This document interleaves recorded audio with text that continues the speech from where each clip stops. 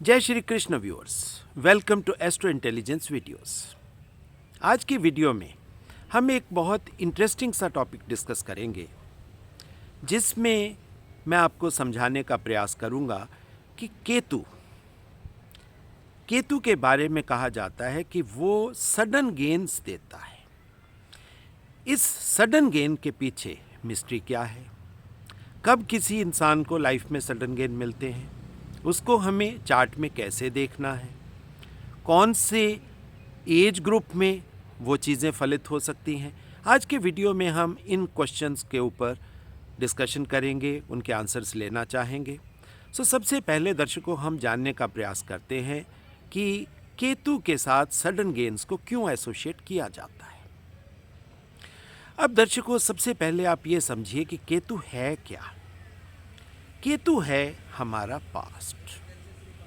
जो भी चीज़ें हमने एक्सपीरियंसेस के रूप में अपने साथ इकट्ठी की, एक्वायर की, एसोसिएट की, जिसमें अच्छे एक्सपीरियंसेस भी होंगे, बुरे एक्सपीरियंसेस भी होंगे, बहुत पॉजिटिव गेन्स की बातें भी होंगी, क्योंकि पिछले ये एक जन्म की बात नहीं हो रही पिछले टोटल जन्मों का सम इकट्ठा, जो कुछ भी कोई इंसान पिछले जन्मों में इकट्ठा करके लाता है वो हमारा केतु है।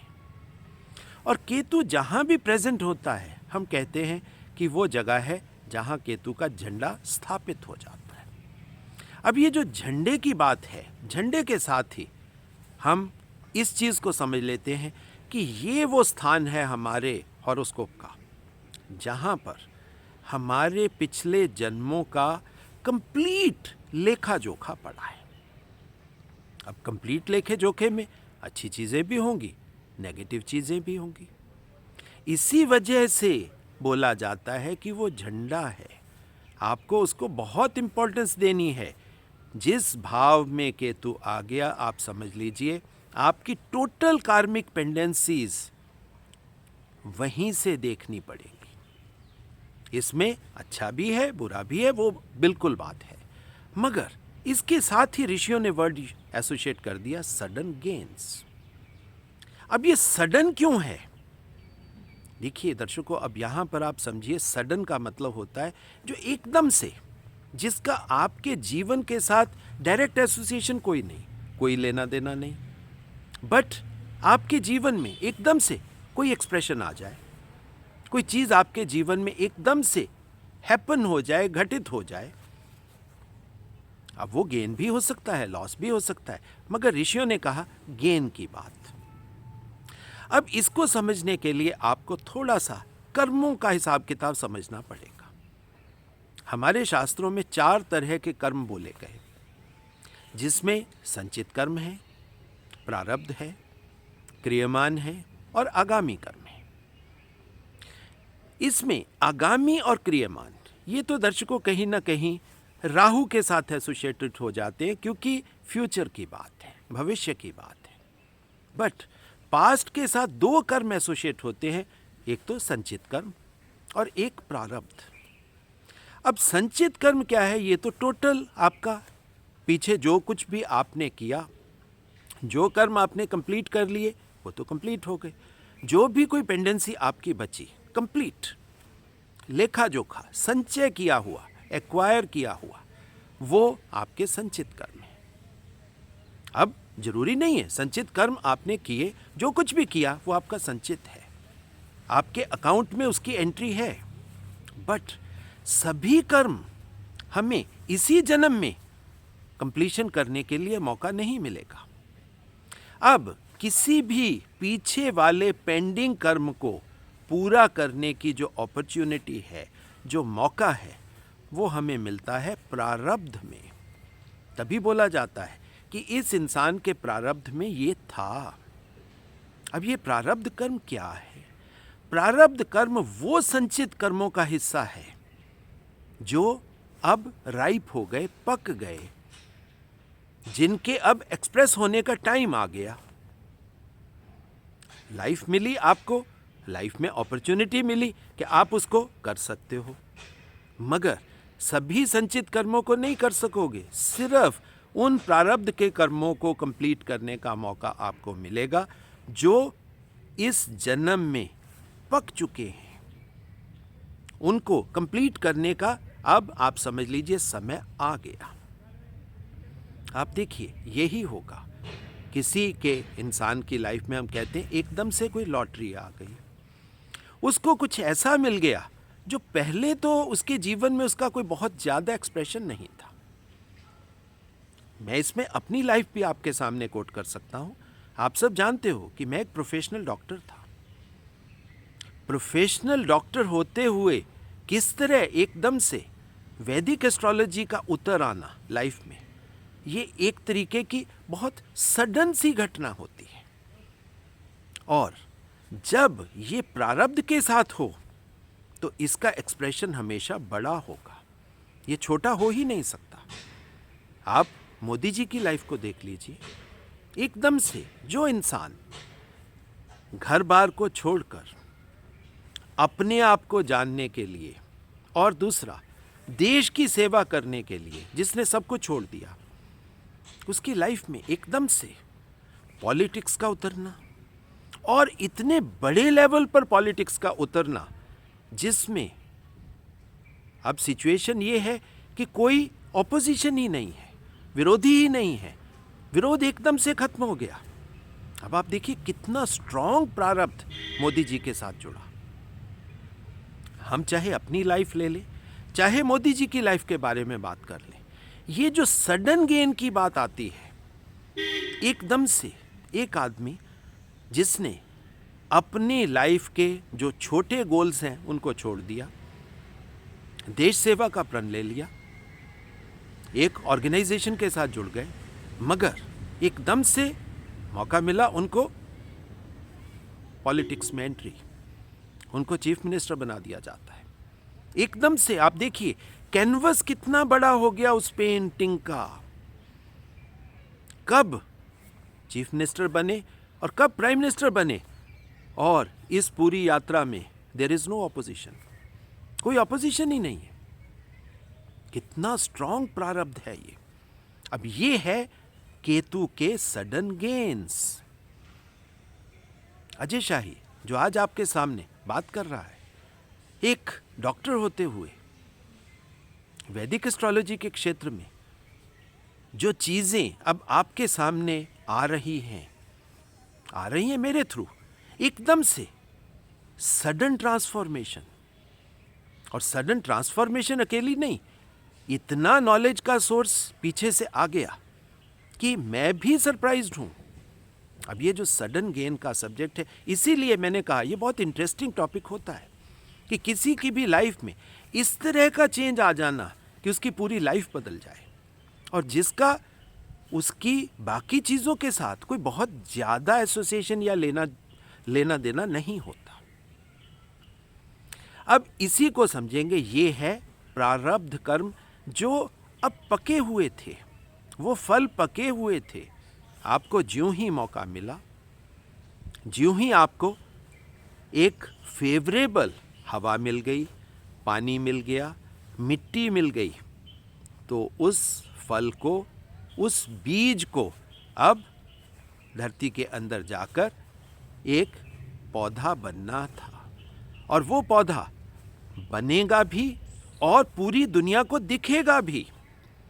अब ये केतु का वो एक ऐसा सीड है जो पड़ा था केतु में, संचित था। संचित को प्रारब्ध बनने में टाइम लगा, उसके पीछे जन्मों की वो भी तो यात्रा है। उस यात्रा में अब वो जो सीड था अब वो पक गया, अब वो उगने के लिए तैयार हो गया। और जैसे ही वो उगने के लिए तैयार हुआ और उसको फेवरेबल एनवायरनमेंट मिला, दशा पीरियड, ट्रांजिट्स, कंड्यूसिव एनवायरनमेंट जैसे ही मिला, अब वो बीज आ गया, उग गया। और जब कोई पेड़ बनेगा, आप देखिए, क्योंकि अब फेवरेबल एनवायरनमेंट से वो पेड़ बना है, उसके लिए ऑपोजिशन है ही नहीं, कोई रोकने वाला नहीं उसे, और पूरी दुनिया को उसे देखना है। अब इस बात को आपने अच्छे तरीके से समझा होगा कि प्रारब्ध कर्मों में वो बात पड़ी है जहाँ से हम सडन गेन्स देख सकते हैं, मगर वो एसोसिएट करेगा कहाँ पर? जिस भाव में केतु आपका प्रेजेंट है। आपका प्रथम भाव में हो सकता है, द्वितीय भाव में हो सकता है, चतुर्थ में हो सकता है, पंचम में, किसी भी भाव में जहाँ पर केतु होगा उसका लीनिएज, उसकी एसोसिएशन उस भाव से होगी, वहीं से उसका एक्सप्रेशन आएगा आपके सामने। अब ये तो बात थी कि वो प्रारब्ध था, हम कहते हैं वो मिलना ही था, वो मिल गया। अब वो कब मिलता है उसको समझना भी तो ज़रूरी है, क्योंकि जब तक हम हवा में बातें करते रहेंगे, उसके कॉन्क्रीट सॉल्यूशन की बात नहीं करेंगे कि उसको देखना कहाँ से है, ये सडन गेन कहाँ से आ जाते हैं, कौन सी आयु में, कौन से एज ग्रुप में। अब यहाँ पर आपको केतु को और राहु को, इस एक्सिस को आपको थोड़ा सा जहन में लाना होगा। अब इसके कुछ रूल्स हैं दर्शकों। अब जो सीड केतु में पड़ा था, अब केतु तो आपका पास्ट है, पास्ट में वो संचित, आपने संचय किया हुआ था, वो संचित सीड था। अब वो प्रारब्ध आपका बन गया, अब वो उगने के लिए तैयार हो गया, और ये केतु का सब्जेक्ट है। और केतु तो किसी की भी लाइफ में आप देखिए बहुत थोड़े से टाइम के लिए आता है, तो केतु में ये चीज़ आएगी, मगर इसका फल आपको केतु में नहीं मिलेगा, क्योंकि कोई भी जो बीज पल्लवित होगा, उगेगा, उसको पेड़ बनने तक यात्रा करनी है। अब वो यात्रा तो फ्यूचरिस्टिक है, वो तो भविष्य की है। पेड़ बनना है, अब मोदी जी को प्राइम मिनिस्टर बनना है, अब वो जो बड़ा पेड़ बना वो तो फ्यूचर की घटना थी, मगर वो फ्यूचर कब जाके घटित होगा, इस बात को आपको समझना होगा। अब इसमें कुछ रूल्स हैं दर्शकों जो आपको समझने हैं। अब ये जो रूल्स हैं वो रूल्स क्या है? सबसे पहले हमारे पास क्या चीज़ प्रेजेंट है कि केतु हमारे चार्ट में कौन से भाव में है। जहाँ पर केतु हमारा है, पहली बात तो उसके साथ आप उसका एसोसिएशन देखिए, और केतु किसी की भी लाइफ में कब आया उसको देखिए। अब केतु तो सिर्फ उस सीड को बनाने, मतलब उगने में वो जो हेल्प करने वाला है, बस वो एनवायरनमेंट है, बट वो करते करते जाएगा आपके राहु के पीरियड में, राहु की दशा में। और जब राहु की दशा में जाएगा और जब राहु की दशा में आपको केतु मिलेगा, तब वो एनवायरनमेंट, वो कार्मिक कंप्लीशन होने का आप समझ लीजिए सबसे ज़्यादा सटीक समय होगा। और वहाँ पर अगर गोचर भी साथ में आ जाएगा तो इवेंट वहाँ पर हैपन हो जाएगा। सो केतु का सीड कहाँ पे पल्लवित होगा? राहु में। और राहु में भी कहाँ? राहु के अंदर जब अंतर आपको केतु का मिलेगा, वो सबसे इम्पॉर्टेंट आपका स्थान है जहाँ से आपको ये देखना है कि ये सडन गेन की बात थी। बट अब यहाँ पर एक बट है। वो बट क्या है? वो सडन गेन कैसा होगा? हर इंसान प्राइम मिनिस्टर तो नहीं बनेगा, हर इंसान वैदिक एस्ट्रोलॉजर तो नहीं बनेगा। अब इसके पीछे आपको लॉजिक खोजना है तो आपको गहरे में उतरना पड़ेगा कि वो आपका बीज कौन से भाव में पड़ा है, कहाँ पे पड़ा है। उसके लिए आपको उस राहु केतु के एक्सिस को देखना है। बीज पड़ा है केतु में, संभावनाएं केतु में है, मगर पल्लवित उसे फ्यूचर में जाकर होना है। और राहु का पीरियड तो बहुत लंबा है, 18 साल का है। और केतु और राहु के बीच में यात्रा बड़ी लंबी है। अब इस बीज के पल्लवित होने की यात्रा को देखिए। अब ये यात्रा कैसे घटित होगी? बीज आपका केतु में पड़ा है। अब केतु को पल्लवित होने के लिए राहु तक पहुंचना है, और राहु में भी अंतरदशा केतु की। अब इसके बीच में आप यात्रा देखिए, यात्रा लंबी है, ये आसान यात्रा नहीं होती। अब इस यात्रा को समझिए कि केतु के बाद आपको क्या मिलने वाला है। केतु के बाद आपको शुक्र मिलेगा, शुक्र के बाद सूर्य, चंद्रमा, और फिर मंगल मिलेगा। मंगल में आप समझ सकते हो कि यहाँ पर आपके लिए मैक्सिमम एनर्जी इकट्ठी हो जाएगी। मंगल में आपके पास वो स्ट्रेंथ, वो एनर्जी का एनवायरनमेंट इकट्ठा हो जाएगा जहाँ पर हर चीज़ आपके पास आपकी ज़रूरत से ज़्यादा है। और वो ऊर्जा, वो ऊष्मा, वो हीट, वो फायर, वो उस बीज को पल्लवित करने में हेल्प करेगी। जिसमें भी सडन गेन आना है दर्शकों, उसका मंगल का पीरियड बहुत इम्पॉर्टेंट पीरियड होता है और बहुत स्ट्रॉन्ग एक्सपीरियंसेस उसे मंगल में मिलने वाले हैं। और जब वो आदमी राहु में एंटर करेगा, अब राहु को समझना है तो दर्शकों आपको समझना पड़ेगा कि राहु का पीरियड लंबा है, 18 साल का है, 18 ईयर्स बहुत लंबा है। अब इसमें दोबारा से उसके अंदर चलिए राहु में। अब राहु 18 साल को आप 3 हिस्सों में डिवाइड कर दीजिए, 6-6 साल के इक्वल 3 पार्ट्स बना लीजिए। जो पहला 6 साल का आपका है, आप मंगल की हायर एनर्जी लेकर आप उसमें एंटर हुए हो, एक्सपीरियंसेस लेने के लिए अब आपका जो ये शरीर है वो तैयार है, रेडी है। उस झटके को सहने के लिए आपके पास वो एक एनर्जी का कुशन है। अब वहाँ पर पहले 6 साल में आपको वो एक्सपीरियंसेस मिलेंगे जिसका संबंध आपके इस प्रेजेंट जीवन के साथ, इस प्रेजेंट लाइफ के साथ नहीं होगा, उसका रिलेशनशिप आपकी पास्ट लाइफ के साथ होगा। पहले 6 साल में आपको पास्ट के एक्सपीरियंसेस, जिसको अगर हम सीधी लैंग्वेज में समझना चाहेंगे, लेन देन, किसी ने आपसे लिया है वो आपको देना है, किसी को आपने देना है वो आपसे ले जाएगा। ये जो लेन देन है, ये लेन देन राहु के पहले 6 साल में आपके सामने आने वाला है। अब आप देखिए, आपने जो भी लेना देना यहाँ पर कंप्लीट कर दिया, वो तो कार्मिक कंप्लीशन हो गई, तो उसमें सडन गेन कहाँ है? उसमें सडन गेन नहीं है। ये वो संचित कर्मों का हिस्सा यहाँ पर है जहाँ पर आपको अपॉर्चुनिटी मिली प्रारब्ध के थ्रू उन चीज़ों को कंप्लीट करने की।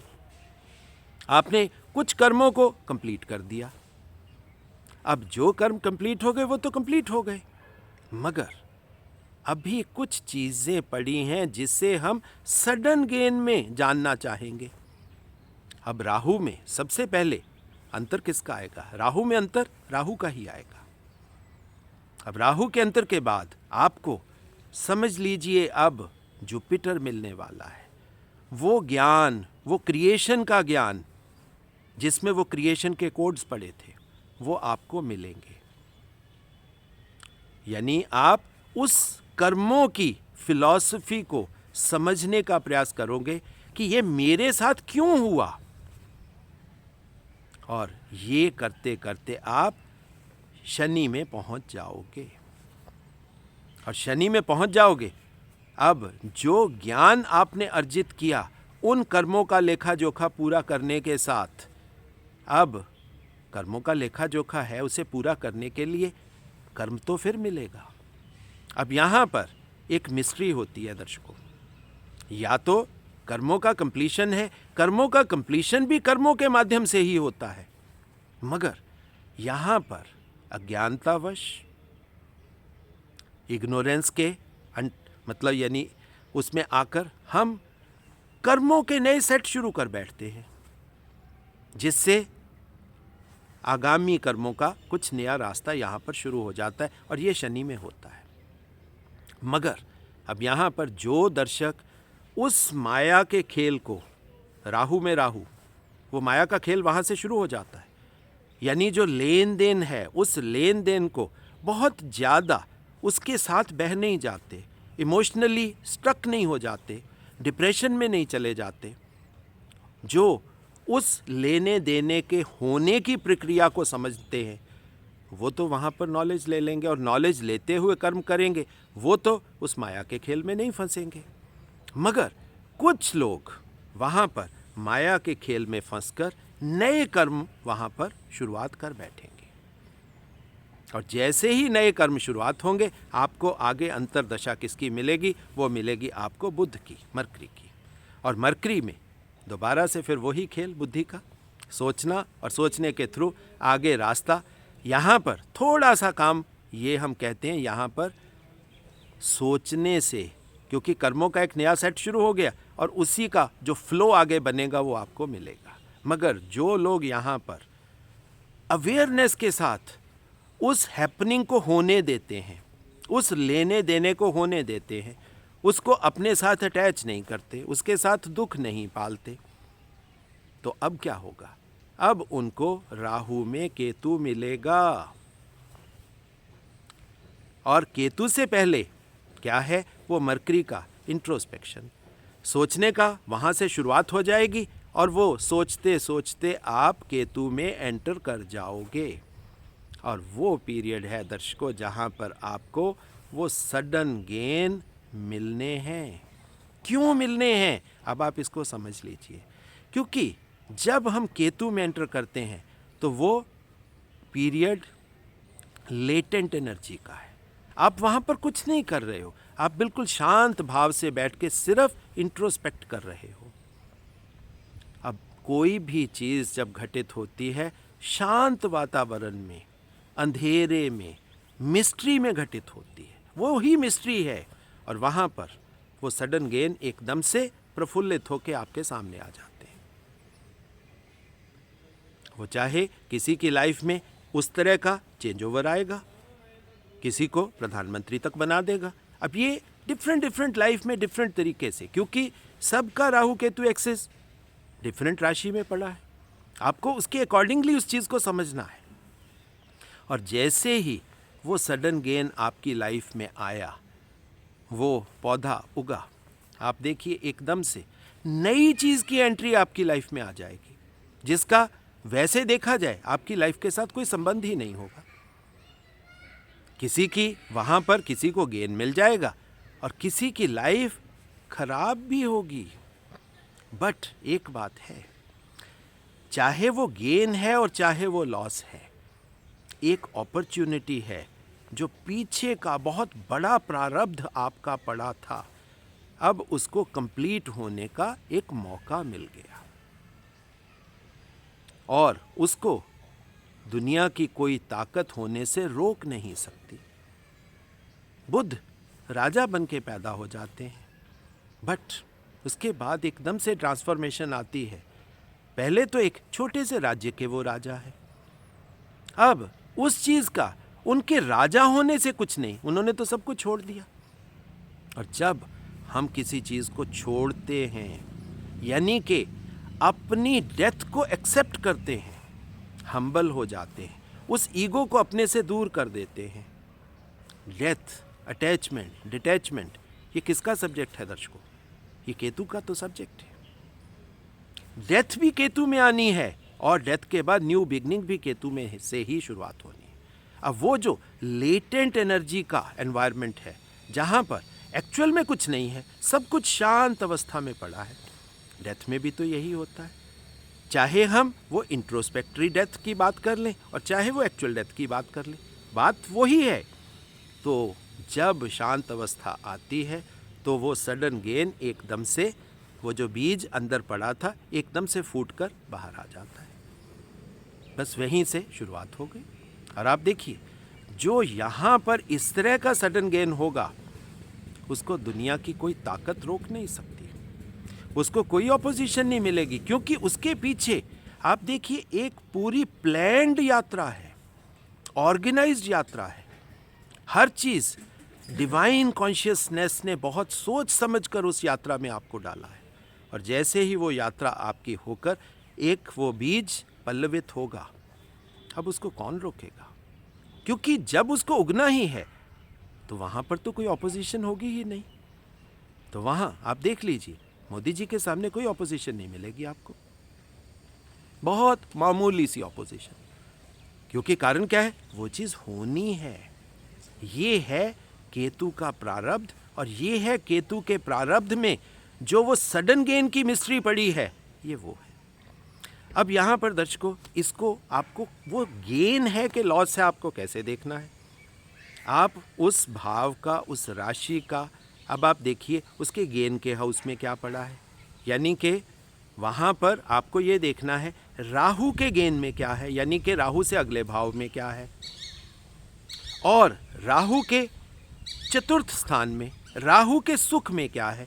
आपको वहाँ से आंसर मिल जाएगा कि ये गेन हुआ या लॉस हुआ। अच्छा, अब एक और यहाँ पर मिस्ट्री की बात है जो मैं आपके साथ शेयर कर लेता हूँ।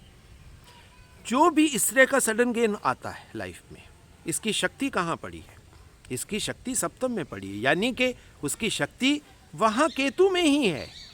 उसे देखिए, जिस मिट्टी में पौधा उगा है तो शक्ति किसको देनी है? उस मिट्टी को ही देनी पड़ेगी आपको। पानी किसको देना पड़ेगा? आपको वहीं पे पानी देना पड़ेगा, तब जाके। अब कहाँ से उसको आपको देखना है कि उसका एक्सप्रेशन कहाँ होगा। राहु से 10th को देखिए, यानी कि राहु से कर्म स्थान को देखिए। जब राहु से कर्म स्थान को देखोगे आपको समझ में आएगा कि अब ये सडन गेन आपको किस रास्ते पर लेकर जा रहा है और क्या उससे आपकी इच्छा पूर्ति होगी। तो उसके लिए आपको 11वां भाव भी देखना है। और कुछ लोगों को इस रास्ते पर डिफ़िकल्टीज़ भी मिलनी है। अब वो डिफ़िकल्टीज़ आपको कैसे देखनी है? राहु जहां आपका प्रेजेंट है, राहु से 6, 8, 12 देखिए। राहु के उपचय स्थानों को देखिए कि डिफ़िकल्टीज़ हैं ये।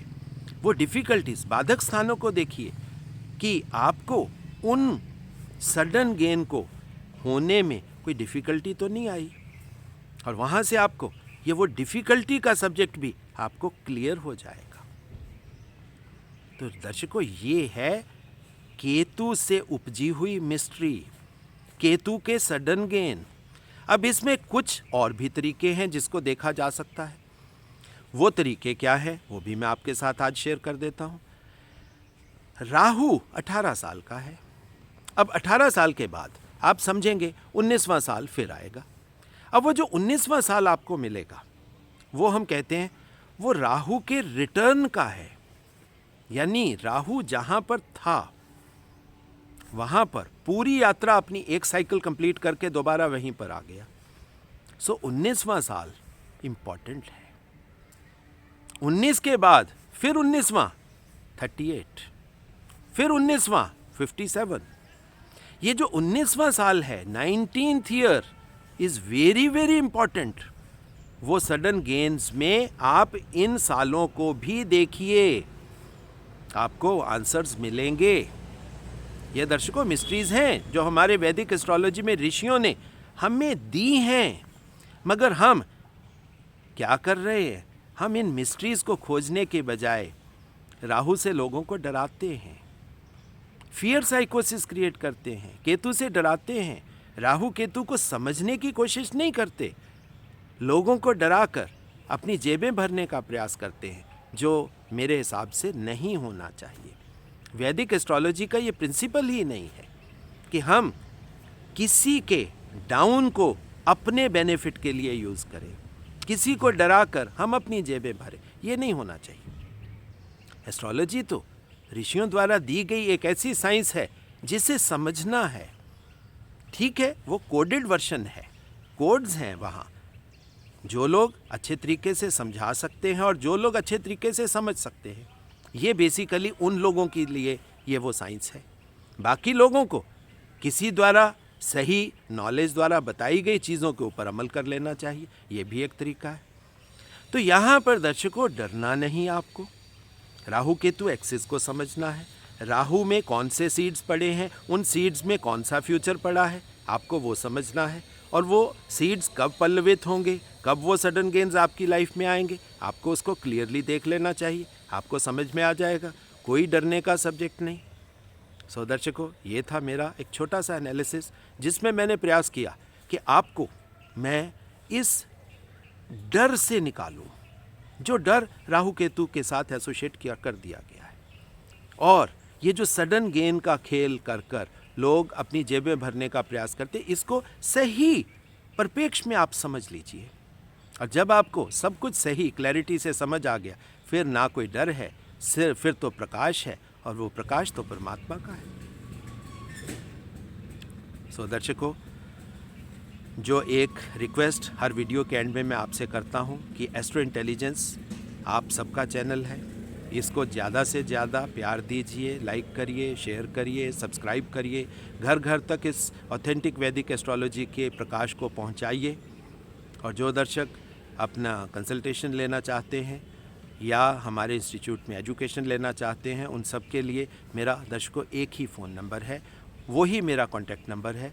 वो नंबर है, आप नोट कर लीजिए, 9881 64480। उसी के माध्यम से आप मुझसे संपर्क स्थापित कर सकते हो, कंसल्टेशन ले सकते हो, एजुकेशन ले सकते हो। और जो दर्शक, अब कुछ दर्शकों के कुछ इस तरह के क्वेश्चंस होते हैं, वो चाहते हैं कि वो अपने चार्ट की चीज़ें क्वेश्चन के माध्यम से पूछें। उनके लिए दर्शकों एक खुशखबरी है कि आगे आने वाले टाइम में जैसे ही हम थोड़ा सा कंफर्टेबल फील करेंगे, उनके लिए एक छोटी सी सर्विस भी उस तरह की शुरू करने का मतलब हमारा मन है, और वो हम करेंगे, जिसमें आप अपने 1, 2, 4 क्वेश्चंस के आंसर्स मतलब ले पाओगे। सो दर्शकों, बहुत बहुत प्यार, बहुत बहुत आशीर्वाद।